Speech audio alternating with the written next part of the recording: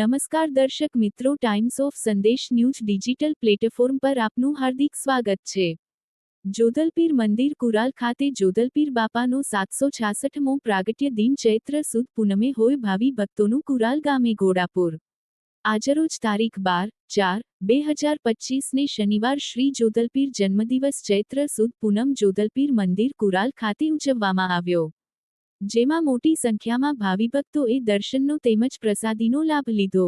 પૂનમ ઉત્સવની સાથે સરકારશ્રીની સ્વચ્છ ભારત મિશન ગ્રામીણ અંતર્ગત જિલ્લા ગ્રામ વિકાસ એજન્સી દ્વારા સને 2024થી 25માં સામૂહિક શૌચાલય બનેલ, જે ગ્રામ પંચાયત કુરાલના સહયોગથી આજરોજ ખુલ્લું મૂકવામાં આવ્યું।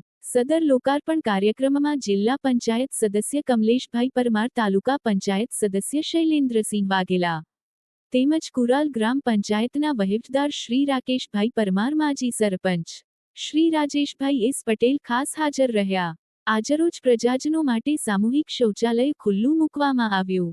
સમગ્ર સંચાલન ટ્રસ્ટના પ્રમુખ શ્રી ચિરાગ ચાવડાએ કર્યું અને આવેલ તમામ મહેમાનોનો તેમજ દર્શનાર્થીઓનો આભાર માન્યો।